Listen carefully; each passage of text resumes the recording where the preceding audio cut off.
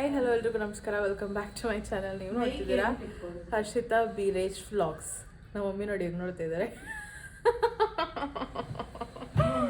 So mic ಒಂದು ನಿಮಿಷ I tell you. So ಇವತ್ತು ಒಂದು ಹೊಸ ವ್ಲಾಗ್ನ ಸ್ಟಾರ್ಟ್ ಮಾಡ್ತಿದ್ದೀನಿ. ಗೊತ್ತಿಲ್ಲ, ಇದರಲ್ಲಿ ರ್ಯಾಂಡಮ್ ಆಗಿ ಎಷ್ಟೊಂದು ವ್ಲಾಗ್ಸ್ಗಳು ನಾನು ಅಂದರೆ ಸುಮ್ಮನೆ ಒಂದು ಬಿಟ್ಟು ಮಾಡಿ ಇಟ್ಕೊಂಡಿದ್ದೆ, ತುಂಬ ದಿನದಿಂದ ಇತ್ತು. ಅದನ್ನೆಲ್ಲ ಈ ವ್ಲಾಗಲ್ಲಿ ಅಪ್ಲೋಡ್ ಮಾಡ್ತೀನಿ. ಆ್ಯಂಡ್ ಇವತ್ತು ಬಂದು ಏನಮ್ಮ ಇವತ್ತು ಆಯುಧ ಪೂಜೆ ಇವತ್ತು. ಸೊ ಅದಕ್ಕೆ ನಮ್ಮ ಮನೇಲೂ ಕೂಡ ಪೂಜೆ ಎಲ್ಲ ಮಾಡಿದ್ದಾರೆ. ಹೆಣ್ಣು ನೋಡ್ತಿರ್ಬೋದು ನೀವು, ತೋರಿಸ್ತೀನಿ. ಅದನ್ನು ಕೂಡ ಪೂಜೆ ಎಲ್ಲ ಮಾಡಿದ್ದಾರೆ. ಇವಾಗ ನಂದೆಲ್ಲ ಟಿಫನ್ ಆಯಿತು ಆ್ಯಂಡ್ ಸ್ನಾನ ಕೂಡ ಆಯಿತು. ನನ್ನ ತಂಗಿ ಕೂಡ ಸ್ನಾನಕ್ಕೆ ಹೋಗಬೇಕು. ಆ್ಯಂಡ್ ಅದಾದಮೇಲೆ ಇನ್ನೊಂದು ವಿಡಿಯೋ ಮಾಡಬೇಕು, ಹೇರ್ ಕೇರ್ ವಿಡಿಯೋ. ತುಂಬ ಜನಕ್ಕೆ ಅಂದರೆ ಒಬ್ಬರು ಕೇಳಿದರು ಹೇರ್ ಕೇರ್ ವಿಡಿಯೋ ಮಾಡಿ ಅಂತ. ತುಂಬ ಜನ ಏನಲ್ಲ, ಒಬ್ಬರು ಕೇಳಿದರು. ಸೊ ಅದಕ್ಕೆ ಮಾಡಬೇಕು. ಆ್ಯಂಡ್ ಟಿಫನ್ ಎಲ್ಲ ಆಯಿತು ನಮ್ಮದು. ನಮ್ಮ ಮಮ್ಮಿ ಇವಾಗ ತಿಂತಾಯಿದ್ದಾರೆ.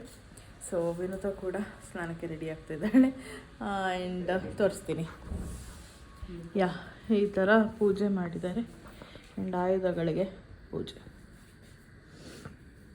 ಸೊ ನಿಮ್ಮನೇಲಿ ಯಾವ ಥರ ಎಲ್ಲ ಪೂಜೆ ಮಾಡ್ತೀರಾ ಅಂತಂದ್ಬಿಟ್ಟು ನನಗೆ ಕಮೆಂಟಲ್ಲಿ ತಿಳಿಸಿ. ಆ್ಯಂಡ್ ನಮ್ಮ ಮನೇಲಿ ಅಂದರೆ ಬೀರೇಶ್ ಅವ್ರ ಮನೇಲಿ ನಾಳೆ ಮಾಡ್ತಾರೆ. ಸೊ ಅಲ್ಲಿ ಸ್ವಲ್ಪ ಗ್ರ್ಯಾಂಡ್ ಏನೋ ಹೇಳ್ಬೇಕಂತಂದರೆ, ಪ್ರತಿ ವರ್ಷ ವೀಡಿಯೋ ಮಾಡ್ಕೊಂಡು ಬಂದಿದ್ದೀನಿ. ಯಾರೆಲ್ಲ ಚೆಕ್ಔಟ್ ಮಾಡಿಲ್ಲ ಹೋಗಿ ಚೆಕ್ಔಟ್ ಮಾಡಿ. ಆ್ಯಂಡ್ ಈ ಸತಿ ನಾನು ಮಿಸ್ಸು, ನನ್ನ ಮಗಳು ಕೂಡ ಮಿಸ್ಸು. ಅವಳು ಕೂಡ ಸ್ನಾನ ಆಯಿತು ಅವಳದು. ಅವಳು ಮಲಗಿದ್ದಾಳೆ, ಆಗಲೇ ಮಲ್ಕೊಂಡ್ಳು. ಸ್ವಲ್ಪ ಬೇಗನೆ ಎದ್ದಿದ್ಲು ಇವತ್ತು, ಸೊ ಅದಕ್ಕೆ ಮಲ್ಕೊಂಬಿಟ್ಟಿದ್ದಾಳೆ. ಸೊ ಅವಳು ಎದ್ಮೇಲೆ ತೋರಿಸ್ತೀನಿ. ಆ್ಯಂಡ್ ಈ ವಿಡಿಯೋನ ಹೀಗೆ ಕಂಟಿನ್ಯೂ ಮಾಡ್ತೀನಿ. ಗೊತ್ತಿಲ್ಲ ಯಾವ್ಯಾವ ವಿಡಿಯೋ ಆ್ಯಡ್ ಮಾಡ್ತೀನಿ ಅಂತ ಅಂದ್ಬಿಟ್ಟು. ಹೀಗೆ ಕಂಟಿನ್ಯೂಸ್ ಆಗಿ ನೋಡ್ತಾ ಇರಿ. ಆ್ಯಂಡ್ ಯಾರೆಲ್ಲ ನನ್ನ ಚಾನಲ್ಗೆ ಸಬ್ಸ್ಕ್ರೈಬ್ ಆಗಿಲ್ಲ, ಬೇಗ ಹೋಗಿ ಸಬ್ಸ್ಕ್ರೈಬ್ ಆಗಿ. ಆ್ಯಂಡ್ ಬೆಲ್ಲಕ್ಕನ್ನು ಕ್ಲಿಕ್ ಮಾಡಿ, ಸೊ ನನ್ನೆಲ್ಲ ವಿಡಿಯೋಸ್ ನಮಗೆ ಫಸ್ಟ್ ಬರುತ್ತೆ ಅಂತ ಹೇಳ್ತಾ ಲೆಟ್ಸ್ ಸ್ಟಾರ್ಟ್ ವಿಡಿಯೋ. ನೋಡಿ, ನನ್ನ ಮಗಳು ಮಲಗಿದಾಳೆ ಅಂತ ಹೇಳ್ತಿದ್ದಂಗೆ ಎದ್ಬಿಟ್ಲು. ಮುಖ ತುಂಬ ಬೆಡ್ಶೀಟ್ ಹಾಕ್ಕೊಂಡು ಹೊಲ್ತಾ ಇದ್ದಾಳೆ. ಈಗ ಅದೊಂದು ಬೇರೆ ಕಲ್ತ್ಬಿಡ್ತಾಳೆ. ಮುಖಕ್ಕೆಲ್ಲ ಬೆಡ್ಶೀಟ್ ಹಾಕೊಂಡ್ಬಿಡ್ತಾಳೆ. ನೋಡ್ಕೊತಾ ಇರಬೇಕು. ನಾವು ಅವಾಗವಾಗ ನೋಡ್ತಾ ಇರ್ತೀವಿ. ಜೋರಾಗಿ ಕಿರ್ಚ್ಕೊಂಡ್ಲು. ಸರಿ ಅಂತ ಹೋಗಿ ನೋಡಿದ್ವಿ. ಸೊ ಹುಷಾರಾಗಿರ್ಬೇಕಪ್ಪ ಈ ಮಕ್ಕಳ ಹತ್ರ. ನೋಡ್ಕೊಂಡು ಸಾಕಾಗ್ಬಿಡುತ್ತೆ. ಈಗಲೇ ಹಿಂಗೆ ಇನ್ನು ತೆವ್ಯಕ್ಕೆ ಇದಕ್ಕೆಲ್ಲ ಬಂದುಬಿಟ್ರೆ ಕಷ್ಟ ಆಗುತ್ತೆ. ಸೊ ನೋಡಬೇಕು ಏನಾಗುತ್ತೆ ಅಂತ. ಸೊ ಅವಳಿಗೆ ಈ ಡ್ರೆಸ್ ಹಾಕಿದ್ದೀವಿ. ಇದು ಆ್ಯಕ್ಚುಲಿ ಯಾರೋ ಕೊಟ್ಟಿದ್ದು. ಸೊ ಅದನ್ನೇ ಹಾಕಿ ಖಾಲಿ ಮಾಡ್ತಾಯಿದ್ದೀವಿ. ಸೊ ಗೈಸ್, ಇದು ವಿಡಿಯೋ ಬಂದು ಬೀರೇಶ್ ಬರ್ಡೇಗೂ ಮುಂಚೆ ತೆಗೆದಿದ್ದಂಥ ವಿಡಿಯೋ. ಸೊ ನಾನು ಬೀರೇಶ್ ಇಬ್ರು ಹೊರಗಡೆ ಹೋಗ್ತಿದ್ವಿ. ಯಾಕೆ ಅಂತಂದರೆ ಬೀರೇಶಿಗೆ ಬಟ್ಟೆ ಪರ್ಚೇಸ್ ಮಾಡಬೇಕಾಗಿತ್ತು. ಸೊ ಅದಕ್ಕೆ ಹೋಗೋಣ ಅಂತ ಹೊರಟಿದ್ವಿ. ಯಾಕೆ ಇವಾಗ ಅಪ್ಲೋಡ್ ಮಾಡ್ತಿದ್ವಿ ಅಂದರೆ, ಸೊ ನಿಮ್ಮೆಲ್ಲರಿಗೂ ಗೊತ್ತಿರೋ ಹಂಗೆ ಮಗುನ ಬಿಟ್ಬಿಟ್ಟು ಹೋಗ್ತಾ ಇದ್ದೀನಿ. ಸೊ ಯಾರಾದರೂ ಏನಾದರೂ ಅನ್ಕೊತಾರೆ ಅಂತ ಅಂದ್ಬಿಟ್ಟು, ಯಾರನ್ನ ಹೇಳ್ತಾರೆ ಏನಾದರೂ ಅಂತ ಅಂದ್ಬಿಟ್ಟು ನಾನು ಹಾಕಿರಲಿಲ್ಲ. ಸೊ ಆಲ್ಮೋಸ್ಟ್ 1 ಮಂತ್ ಆಯಿತು. ಐ ಥಿಂಕ್ ಪಾಪುಗಿನ್ನ 3 ಮಂತ್ಸ್ ಆಗಿರಲಿಲ್ಲ ಕಂಪ್ಲೀಟು. ಆವಾಗಲೇ ಹೊರಗಡೆ ಹೋಗಿದ್ವಿ. ಸೊ ನಾವೇನು ಸುತ್ತಾಡೋಕ್ಕೆ ಅಂತ ಹೋಗಿರಲಿಲ್ಲ. ಅವ್ರಿಗೆ ಬಟ್ಟೆ ತೊಗೊಬೇಕಾಗಿತ್ತು. ಸೊ ಅದಕ್ಕೇ ನಾನು ಇಲ್ಲದೆ ತೊಗೊಳೋದಿಲ್ಲ. ಸೊ ಅದೊಂದಿದೆ. ಅದಕ್ಕೇ ನಾವು ಸರಿ ಅಂದ್ಬಿಟ್ಟು ಮಂತ್ರಿ ಮಾಲ್ಗೆ ಹೋದ್ವಿ. ಮಂತ್ರಿ ಮಾಲಲ್ಲಿ ಜುಡಿಯೋಗೆ ಹೋಗಿದ್ವಿ. ಸೊ ಅಲ್ಲೇನೋ ಸೇಲ್ ಅಂತ ಹಾಕಿದ್ರು. ಬಟ್ ಯಾವುದೂ ಸೇಲ್ ಅಷ್ಟೊಂದೇನು ಚೆನ್ನಾಗಿರಲಿಲ್ಲ ಸೇಲಲ್ಲಿ ಇದ್ದಿದ್ದು. ಸೊ ಅದಕ್ಕೆ ನಾರ್ಮಲ್ ಪ್ಯಾಂಟು ಶರ್ಟೇ ತೊಗೊಂಡ್ವಿ. ಆ್ಯಂಡ್ ತುಂಬ ದಿನ ಆದಮೇಲೆ ಹೊರಗಡೆ ಹೋಗಿದ್ರಿಂದ ನಂಗಂತೂ ತುಂಬಾ ಖುಷಿ ಆಗ್ತಿತ್ತು. ಒಂಥರ ಚೆನ್ನಾಗಿ ಅನ್ನಿಸ್ತು, ಒಳ್ಳೆ ಫೀಲಿಂಗ್ ಬಂತು. ಆ್ಯಂಡ್ ಪಾಪು ಮಲಗಿದ್ಲು, ಆರಾಮಾಗಿ ಮಲಗಿದ್ಲು. ಅವಳಿಗೆ ಫೀಡ್ ಮಾಡಿಬಿಟ್ಟು ನಾನು ಹೋಗಿದ್ದು.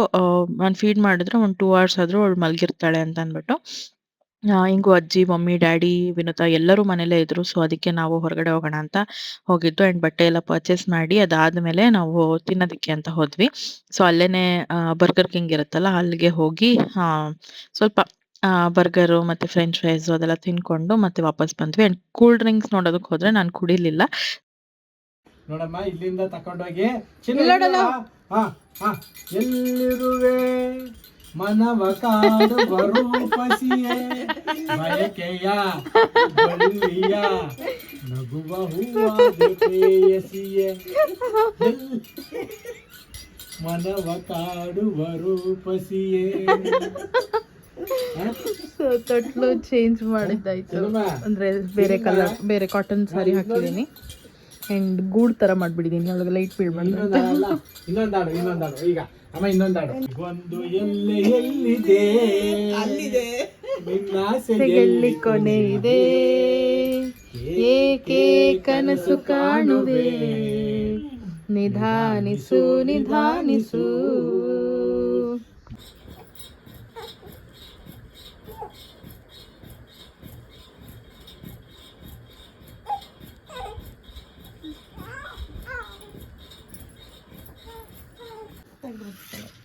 ಏನು ಅಲ್ಲೆಲ್ಲ ತೆಗಿಬಿಡ.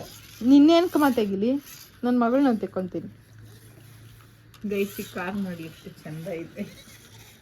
It flips bro. ಈ ಕಾರ್ ತುಂಬಾ ಚೆನ್ನಾಗಿದೆ.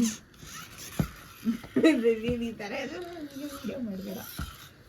ನೋಡ್ತಾಳೆ.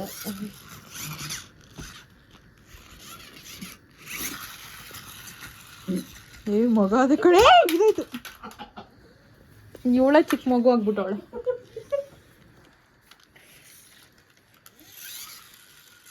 ಸುಸ್ತಾಗೋಯ್ತು ನಮ್ಮ ಮಗುಗೆ.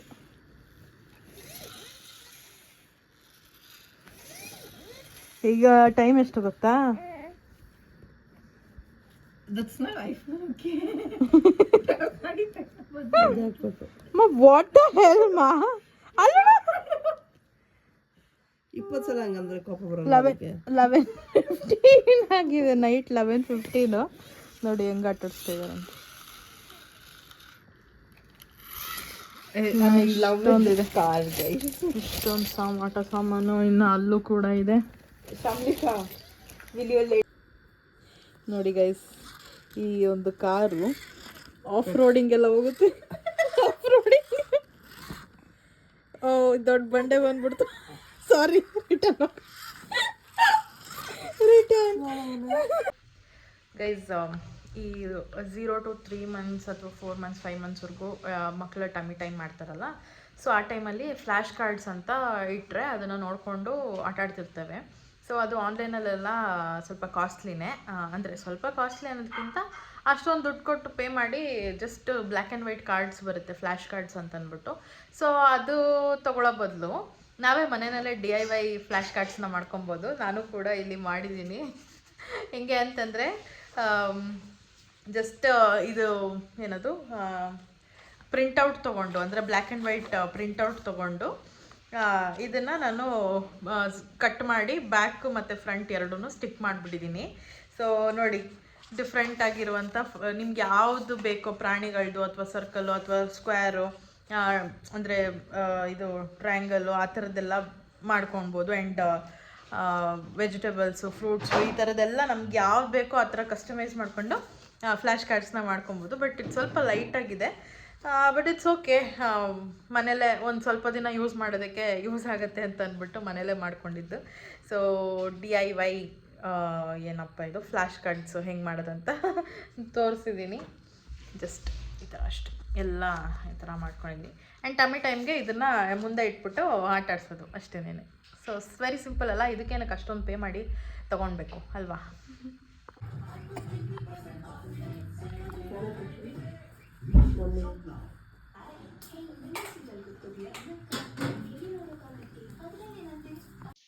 ಆ್ಯಕ್ಚುಲಿ ಡಾಕ್ಟ್ರ್ ಹೇಳಿದ್ರು ಮಗುನ ಹೊರಗಡೆ ಕರ್ಕೊಂಡೋಗಿ ಅದು ನೋಡಿ ಖುಷಿ ಪಡುತ್ತೆ ಅಂತ ಅಂದ್ಬಿಟ್ಟು. ಸೊ ಅದಕ್ಕೆ ನಾನು ಬೀರೇಶ್ ಇಬ್ರು ವಾಕಿಂಗ್ ಹೋಗೋಣ ಅಂತ ಕರ್ಕೊಂಡೋದ್ವಿ. ಆ್ಯಂಡ್ ಇನ್ನೊಂದೇನಂದರೆ ನಾವು ಅವತ್ತೇ ಲಾಸ್ಟು ಮತ್ತೆ ವಾಕಿಂಗ್ ಹೋಗಲೇ ಇಲ್ಲ ಅವಳನ್ನ ಕರ್ಕೊಂಡು.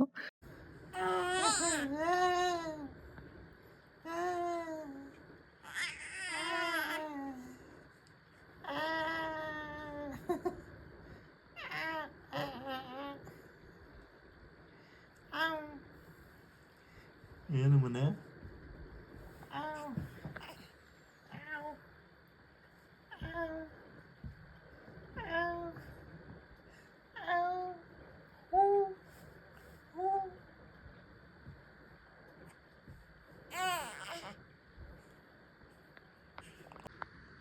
ಅವನ ಮಗರೇ, ಯಾಕೆ ನಿದ್ದೆ ಮಾಡ್ತಾಯಿಲ್ಲ ನೀನು? ಹಾಂ, ಯಾಕೆ ನಿದ್ದೆ ಮಾಡ್ತಾಯಿಲ್ಲ ನೀನು ಹೇಳು? ವೈ ಯಾಕೆ ಮನೆ ನಿದ್ದೆ ಮಾಡು. ಪರ್ಚ ಬಂಗಾರ, ಪರ್ಚ ಬಂಗಾರಿ, ನಿದ್ದೆ ಮಾಡು ಬಂಗಾರ. ಸೊ ಇದು ಬಂದು ದಸರಾ 2ನೇ ದಿನದ್ದು, ಅಂದರೆ ನವರಾತ್ರಿ 2nd ಡೇದು. ಅವತ್ತಿನ ದಿನ ಹೆಣ್ಮಕ್ಳು, ಅಂದರೆ ಪುಟ್ಟ ಮಕ್ಳು ಇರ್ತಾರಲ್ಲ, ಅವ್ರಿಗೆ ಕಾಲು ತೊಳೆದು ಅರಿಶಿನ ಕುಂಕುಮ ಹೂವು ಎಲ್ಲ ಇಟ್ಟು ಪೂಜೆ ಮಾಡಿ ಆಶೀರ್ವಾದ ತಗೋಬೇಕು ಅಂತ ಹೇಳಿದ್ರು. ಅಂದರೆ 1-2 ಹೆಜ್ಜೆ ಇಕ್ಕಿಸ್ಬೇಕು ಅಂತ ಹೇಳಿದ್ರು. ನಾನು ಹೆಜ್ಜೆ ಇಡ್ಸೋದು ಮರ್ತೋಗ್ಬಿಟ್ಟೆ. ಸೊ ಬಟ್ ಪೂಜೆ ಮಾಡಿದೆ ಅವಳಿಗೆ. ಜೊತೆಗೆ ಲಂಗ ಬ್ಲೌಸ್ ಕೂಡ ಹಾಕಿದ್ದೆ. ಚೆನ್ನಾಗಿ ಮುದ್ದಾಗಿ ಕಾಣ್ತಿದ್ಲು. ಆ್ಯಂಡ್ ನಾವು ನವರಾತ್ರಿ ಫುಲ್ಲು ಏನ್ 9 ಡೇಸ್, 10 ಡೇಸ್ ಏನಿತ್ತಲ್ಲ, ಡೈಲಿ ಅದೇನ್ ಕಲರ್ ಇದೆ ಡ್ರೆಸ್‌ದು ಆ ಕಲರ್‌ನ ಅವಳಿಗೆ ಹಾಕ್ತಿದ್ವಿ. ಸೊ, ಎಲ್ಲಾ ಕಲರು ಹಾಕಿದ್ವಿ. ಎಷ್ಟು ಚೆನ್ನಾಗಿ ಕಾಣ್ತಿದ್ಲು ಗೊತ್ತಾ? ನಮ್ದೇ ದೃಷ್ಟಿ ಆಗತ್ತೆ ಅವಳಿಗೆ. ಸೊ, ನಾವು ಕೂಡ ಸೆಕೆಂಡ್ ಡೇಗೆ ಪೂಜೆ ಆಕ್ಚುಲಿ ಇದು ನನಗೆ ಗೊತ್ತಿರ್ಲಿಲ್ಲ. ನಮ್ಮ ಅಕ್ಕ ಕಾಲ್ ಮಾಡಿ ಹೇಳಿದ್ರು.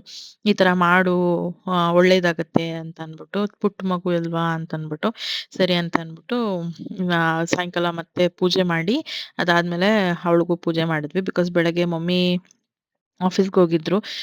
ಜೊತೆಗೆ ಅವತ್ತಿನ ದಿನ ನಮ್ಮ ತಾತನಿಗೆ ಎಡೆ ಇಡ್ಬೇಕಾಗಿತ್ತು. ಸೊ, ಅವ್ರು ಅಲ್ಲಿಗೆ ರೆಡಿ ಆಗಿದ್ರು ಹೋಗಕ್ಕೆ ಅಂತ ಅನ್ಬಿಟ್ಟು. ಸೊ, ಅವ್ರು ಹೋಗಕ್ಕೂ ಮುಂಚೆ ಎಲ್ರೂ ಇರ್ತಾರಲ್ಲ ಅಂತ ನಾವು ಕೂಡ ಪೂಜೆ ಮಾಡ್ಬಿಟ್ವಿ. ಅಂಡ್ ಬೀರೇಶ್ ಕೂಡ ಬಂದಿದ್ರು ಬಿಕಾಸ್ ಅಜ್ಜಿ ಮನೆಗೆ ಹೋಗ್ಬಿಟ್ಟಿದ್ರು. ಸೊ, ಅದಕ್ಕೆ ಅದ್ಯಾರೂ ಇರೋದಿಲ್ಲ ಮನೇಲಿ ನನ್ ಜೊತೆಗೆ ಅಂತ ಅನ್ಬಿಟ್ಟು ಬೀರೇಶ್ ಅವತ್ತಿನ ದಿನ ಒಂದು 3 ಡೇಸೋ 4 ಡೇಸೋ ಇದ್ರು. ಅಜ್ಜಿ ಬರೋವರ್ಗುನು. ಅಜ್ಜಿ ಬಂದ್ಮೇಲೆ ಅವರು ಕೂಡ ಹೊರಟ್ರು. ಅಂಡ್ ಅವತ್ತಿನ ನೈಟ್ ಅಂತೂ ಅಂದ್ರೆ ಒಂದು 10 ಗಂಟೆ, 11 ಗಂಟೆವರೆಗೂನು ನಾನು, ಬೀರೇಶ್, ಪಾಪು ಮೂರೇ ಜನ ಇದ್ದಿದ್ದು. ಒಂಥರ ಟೈಮ್ ಚೆನ್ನಾಗಿತ್ತು. ಆದ್ರೂ ಸ್ವಲ್ಪ ಕಿರಿಕಿರಿ ಮಾಡ್ತಿದ್ಲು ಪಾಪು. ಬೀರೇಶು ಎತ್ಕೊಂಡು ಆಟ ಆಡಿಸ್ತಾ ಇದ್ರು. ಜೊತೆಗೆ ನಾನ್ ಸ್ವಲ್ಪ ಹೊತ್ತು ಆಟ ಆಡಿಸ್ತಿದ್ದೆ, ಮಲಗಿಸ್ದೆ. ಬೀರೇಶು ಮಲಗಿಸ್ತಾ ಇದ್ರು. ಸೊ, ಈ ತರ ಶಿಫ್ಟ್ ವೈಸ್ ನಾವು ಕೂಡ ಚೇಂಜ್ ಮಾಡ್ಕೊಂತಾನೆ ಇದ್ವಿ ಅವಳನ್ನ ಸಮಾಧಾನ ಮಾಡೋದಿಕ್ಕೆ ಅಂತ ಅನ್ಬಿಟ್ಟು.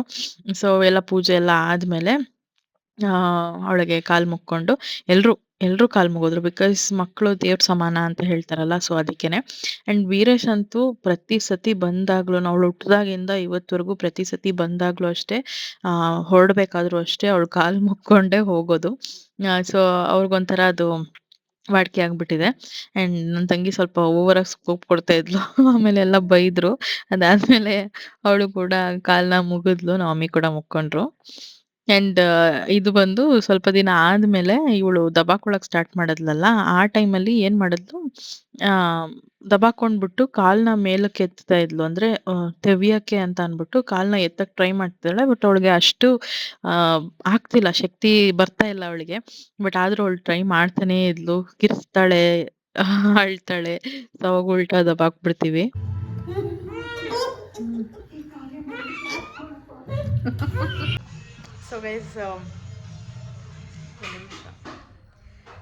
ಸೊ ಗೈಸ್, ಇವತ್ತು ಒಂದು ಖುಷಿಯಾದ ವಿಷಯ ಶೇರ್ ಮಾಡ್ಕೊತಾ ಇದ್ದೀನಿ. ಸೊ, ಏನಂದರೆ ನನ್ನ ಮಗಳು 4 ಮಂತ್ಸ್ ತುಂಬೋದಕ್ಕೂ ಮುಂಚೆನೇ ದಬಾಕೊಂಡ್ಬಿಟ್ಲು. ಆ ವಿಡಿಯೋ ಕೂಡ ನಾನು ಅಪ್ಲೋಡ್ ಮಾಡ್ತೀನಿ. ಸೊ, ತುಂಬ ದಿನದಿಂದ ಟ್ರೈ ಮಾಡ್ತಾನೆ ಇದ್ಲು ದಬಾಕೊಳ್ಳೋದಕ್ಕೆ, ಬಟ್ ಆಗ್ತಿರ್ಲಿಲ್ಲ. ಬಟ್ ಇವತ್ತು ಹೆಂಗೋ ದಬಾಕೊಂಡ್ಲು ಅವಳಾಗವಳೆ, ಯಾರ್ದು ಹೆಲ್ಪ್ ಇಲ್ದಿರಾನೆ. ಸೊ, ಯಾವಾಗಲೂ ನಾವೇ ಉಲ್ಟಾ ಹಾಕ್ಬೇಕಾಗಿತ್ತು, ಅಂದರೆ ಟಮ್ಮಿ ಟೈಮ್ ಕೊಡಬೇಕಾಗಿತ್ತು. ಬಟ್ ಇವಾಗ ಅವಳಾಗವಳೆ ದಬಾಕೊಂತಾಳೆ. ಸೊ, ಖುಷಿ ಆಯಿತು ಒಂಥರ. ಇವತ್ತು ಬಂದು ಶುಕ್ರವಾರ. ಸೊ, ಡೇಟು 26 ಯಾ. ಸೊ, ಖುಷಿ ಆಯಿತು. ಆ್ಯಂಡ್ ಇನ್ನೊಂದು ಬೇಜಾರಿನ ವಿಷಯ ಏನಂದರೆ, ಐ ಗಾಟ್ ಮೈ ಚಂಪ್ಸ್. ಸೊ, ತುಂಬ ಹೊಟ್ಟೆ ನೋವ್ತಾ ಇದೆ. ಏನು ಮಾಡೋದು ಗೊತ್ತಿಲ್ಲ. ಐ ಥಿಂಕ್ ನಾನು ಏನಜ್ಜಿ ಹಾಕಿದ್ಯಾ? ಅಯ್ಯೋ ಅಜ್ಜಿ ಇಲ್ಲ, ಬೇರೆ ಪೌಡರ್ ಹಾಕಬೇಕು. ಹಾರ್ಲಿಕ್ಸ್ ಅಲ್ಲ, ಹೋಗ್ಲಿ ಬಿಡು, ಅದೇ ಕುಡಿತೀನಿ ಇವಾಗ. ಅಜ್ಜಿ ಹಾರ್ಲಿಕ್ಸ್ ಹಾಕೊಂಡು ತೊಗೊಬಂದ್ಬಿಟ್ಟಿದ್ದಾರೆ. ಬೇರೆ ಪೌಡ್ರ್ ಇತ್ತು, ಅದನ್ನು ಹಾಕಬೇಕಾಗಿತ್ತು. ಸೊ, ಏನು ಹೇಳ್ತಿದ್ದೆ, I got my champs today. So, 4 months complete ಆಗೋದಕ್ಕೂ ಮುಂಚೆನೇ ಪೀರಿಯಡ್ಸ್ ಆಯಿತು. ಸೊ, ಇದು ಇಟ್ ಈಸ್ ನಾರ್ಮಲ್ ಆಗುತ್ತೆ ಕೆಲವೊಬ್ರಿಗೆ. 6 ಮಂತ್ಸ್ 1 ಇಯರ್ ಅಲ್ಲಿವರೆಗೂ ತೊಗೊಳುತ್ತೆ. ಬಟ್ ಕೆಲವೊಬ್ರಿಗೆ ಆಫ್ಟರ್ 6 to 8 ವೀಕ್ಸ್ ಆದಮೇಲೆ ಆಗುತ್ತೆ. ಆ್ಯಂಡ್ ಇನ್ನೊಂದು ಏನಂದರೆ, ಎಕ್ಸ್ಕ್ಲೂಸಿವ್ ಬ್ರೆಸ್ಟ್ ಫೀಡಿಂಗ್ ಇದ್ದಾಗ ಆಗೋದು ತುಂಬ ಚಾನ್ಸಸ್ ಕಮ್ಮಿ ಇದೆ. ಅಂದರೆ ಬೇಗ ಆಗುವಂಥದ್ದು ಸ್ವಲ್ಪ ಪ್ರೊಲಾಂಗ್ ಆಗುತ್ತೆ. ಬಟ್ ನಾನು ಎಕ್ಸ್ಕ್ಲೂಸಿವ್ ಬ್ರೆಸ್ಟ್ ಫೀಡಿಂಗ್ ಮಾಡಿನೂ ಕೂಡ ಈ ಥರ ಆಗಿದೆ ಅಂತಂದರೆ ಅದು ಮೇ ಬಿ ಹಾರ್ಮೋನಲ್ ಇಂಬ್ಯಾಲೆನ್ಸಿಂದ ಆಗಿರ್ಬೋದು, ಅಥವಾ ಹಾರ್ಮೋನ್ ಚೇಂಜಸ್ಸಿಂದನೂ ಆಗಿರ್ಬೋದು, ಇಲ್ಲ ಸ್ಟ್ರೆಸ್ಸಿಂದ ಆಗಿರ್ಬೋದು. ನಿಮಗೆ ಗೊತ್ತಿರೋ ಹಾಗೆ ನಾನು ಲಾಸ್ಟ್ ವೀಡಿಯೋನಲ್ಲಿ ಅಪ್ಲೋಡ್ ಮಾಡಿದ್ದೆ ಎಷ್ಟು ಸ್ಟ್ರೆಸ್ ಫೀಲ್ ಆಗ್ತಿದೆ ನನಗೆ ಅಂತ ಅಂದ್ಬಿಟ್ಟು. ಮೇ ಬಿ ಅದೇ ಮೇಜರ್ ಪಾಯಿಂಟ್ ಅನಿಸುತ್ತೆ ನನಗೆ ಇಷ್ಟು ಬೇಗ ಚಂಪ್ಸ್ ಬರೋವಂಥದ್ದು. ಸೊ ಏನು ಮಾಡೋದಕ್ಕಾಗಲ್ಲ, ಈ ಫೇಸ್ನ ಸ್ಕಿಪ್ ಮಾಡೋದಕ್ಕೂ ಆಗಲ್ಲ, ಅದು natural process. But it's okay, ಏನು ಮಾಡೋದಕ್ಕಾಗಲ್ಲ. ಆ್ಯಂಡ್ ಹೊಟ್ಟೆ ನೋವ್ತಾ ಇದೆ ನನಗೆ, ಸಿಕ್ಕಾಪಟ್ಟೆ ನೋವ್ತಾ ಇದೆ. ಅನ್ಬೇರಬಲ್ ಏನಲ್ಲ, ಬಟ್ ಇಟ್ಸ್ ಓಕೆ. ನನಗೆ ಇಷ್ಟೊಂದು ಯಾವತ್ತೂ ಆಗಿರಲಿಲ್ಲ ಹೊಟ್ಟೆ ನೋವು. ಸೊ, ತುಂಬ ದಿನ ಆದಮೇಲೆ ಆಗಿರೋದಕ್ಕೆ ಮೇ ಬಿ ಕರೆಕ್ಟಾಗಿ ನಾನು ಇನ್ನೊಂದು ಹೇಳೋದು ಮರ್ತದೆ, ಕರೆಕ್ಟಾಗಿ 1 ಇಯರ್ ಆಗಿದೆ ಗೈಸ್ ನಾನಾಗಿ, ಅಂದರೆ ಈ ಒಂದು ಸೆಪ್ಟೆಂಬರಿಗೆ ಕರೆಕ್ಟಾಗಿ 1 ಇಯರ್. ಓ ಮೈ ಗಾಡ್, ಅದನ್ನು ಯೋಚನೆ ಮಾಡಿರಲಿಲ್ಲ, ಇವಾಗ ಗೊತ್ತಾಗ್ತಾ ಇದೆ. ಸೊ 1 ಇಯರ್ ಆದಮೇಲೆ ನಾನು ಮತ್ತೆ ಪೀರಿಯಡ್ಸ್ ಆಗಿರುವಂಥದ್ದು. ಒಂಥರ ಮಿಕ್ಸ್ಡ್ ಫೀಲಿಂಗ್, ಒಂದು ಕಡೆ ಖುಷಿ ಆಯಿತು, ಒಂದು ಕಡೆ ಬೇಜಾರು. ಸೊ ಮಧ್ಯಾಹ್ನನೇ ಗೊತ್ತಾಯಿತು, ತುಂಬ ಬೆಳಗಿನ ನೋವ್ತಾ ಇತ್ತು ಹೊಟ್ಟೆ ಸ್ವಲ್ಪ. ನಾನು ಮೇ ಬಿ ನಾನು ಇನ್ನೊಂದು ಹೇಳಿಲ್ಲ ನಿಮ್ಗಳಿಗೆ, 21 ಡೇಸ್ ಎಕ್ಸಸೈಸ್ ಚಾಲೆಂಜ್ ಮಾಡ್ತಿದ್ದೆ. ಸೊ ಅದು ಕಂಪ್ಲೀಟ್ ಆಯಿತು. ನಾನು ಸೆಪ್ಟೆಂಬರ್ 1 ಸ್ಟಾರ್ಟ್ ಮಾಡ್ಕೊಂಡಿದ್ದೆ, 21 ಡೇಸ್ವರೆಗೂ ಎಕ್ಸಸೈಸ್ ಮಾಡ್ತಿದ್ದೆ. ಅಂದರೆ ಒಂದು 15 to 20 ಮಿನಿಟ್ಸ್ ಆಗೋಷ್ಟು ಎಕ್ಸಸೈಸ್ ಮಾಡ್ತಿದ್ದೆ ನಾನು, ನನ್ನ ಕೋರ್ ಮಸಲ್ಸ್ ಏನಿದೆ ಅದು ಟೈಟ್ ಮಾಡ್ಕೊಳ್ಳೋದಕ್ಕೆ. ಸೊ 21 ಡೇಸ್ ಮಾಡಿದ್ದೆ. ಅದರಲ್ಲಿ ಮಧ್ಯದಲ್ಲಿ ಒಂದು ಸತಿ ನಾನು ಯಾವುದೋ ಒಂದು ಬೇರೆ ಎಕ್ಸಸೈಸ್ ಮಾಡಿದೆ, ಅಂದರೆ ಬ್ರೀತಿಂಗ್ ಎಕ್ಸಸೈಸು. ಸೊ ಅದು ಮಾಡಿದಾಗ ನನಗೆ ತುಂಬ ಹೊಟ್ಟೆ ನೋವು ಬಂದಿತ್ತು, ಅಂದರೆ ಕೆಳಗಡೆ ಹೊಟ್ಟೆ ಅಂತ ಹೇಳ್ತಾರಲ್ಲ, ಕಿಬ್ಬೊಟ್ಟೆ ಅಂತ. ಸೊ ಅದು ಪೇಯ್ನ್ ಆಗ್ತಿತ್ತು.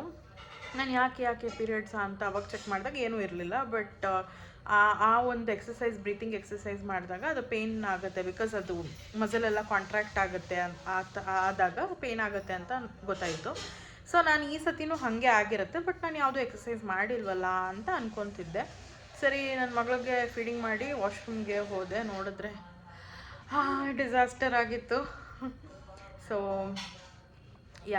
ಅದಾದಮೇಲೆ ಬಂದು ನಾನು ಫ್ರೆಶ್ ಅಪ್ ಆಗಿ, ನನಗೆ ಒಂಥರ ಟೆನ್ಷನ್ ಆಯಿತು, ಏನಪ್ಪ ಇದು ಅಂತ ಅಂದ್ಬಿಟ್ಟು. ಆಮೇಲೆ ಅಜ್ಜಿನ ಮಮ್ಮಿನೆಲ್ಲ ಕೇಳಿದೆ, ಅವ್ರು ಇದ್ಕೊಂಡು ಇಟ್ ಇಸ್ ನಾರ್ಮಲ್, ಏನು ಮಾಡೋದಕ್ಕಾಗೋದಿಲ್ಲ, ಇದು ಎಲ್ಲರಿಗೂ ಒಂದೇ ಥರ ಇರೋದಿಲ್ಲ, ಅಂದರೆ ಡಿಫ್ರೆನ್ಸ್ ಬಂದೇ ಬರುತ್ತೆ. ಸೊ ನಮಗೆಲ್ಲ ಈ ಥರ ಆಗಿರಲಿಲ್ಲ ಅಂತ ಹೇಳಿದ್ರು. ಸೊ ನಾನು ಯಾಕೆ ಹಿಂಗೆ ಅಂತ ಅಂದ್ಕೊಂಡೆ.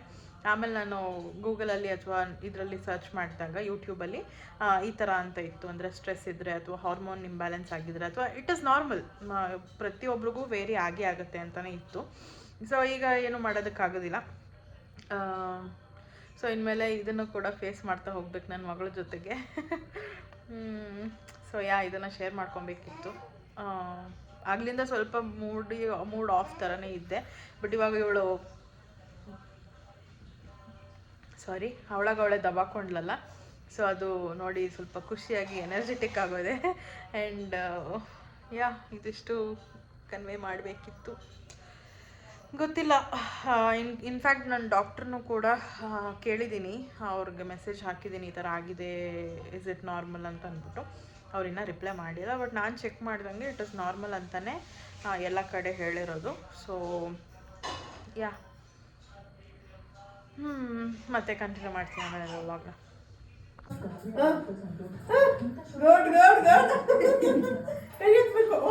ಈ ಕಡೆ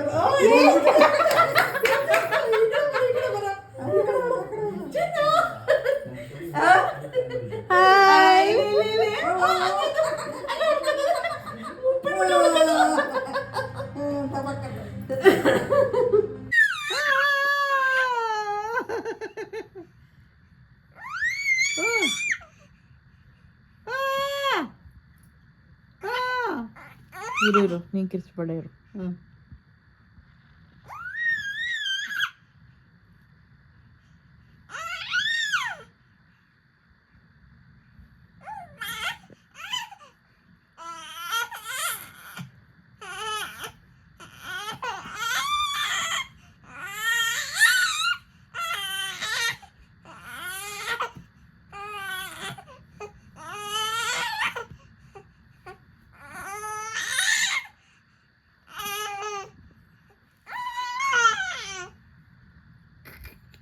ಸೊ ಐ ಹೋಪ್ ನಿಮ್ಮೆಲ್ಲರಿಗೂ ಈ ವಿಡಿಯೋ ಇಷ್ಟ ಆಗಿದೆ ಲೈಕ್ ಮಾಡಿ, ಶೇರ್ ಮಾಡಿ, ಕಮೆಂಟ್ ಮಾಡಿ, ಆ್ಯಂಡ್ ಸಬ್ಸ್ಕ್ರೈಬ್ ಮಾಡ್ಕೊಳ್ಳಿ, ಬೆಲ್ಲೈಕನ್ನ ಕ್ಲಿಕ್ ಮಾಡಿ. ಸೊ ನನ್ನೆಲ್ಲ ವಿಡಿಯೋಸ್ ನಿಮಗೆ ಫಸ್ಟ್ ಬರುತ್ತೆ ಅಂತ ಹೇಳ್ತಾ, thank you so much watching, bye.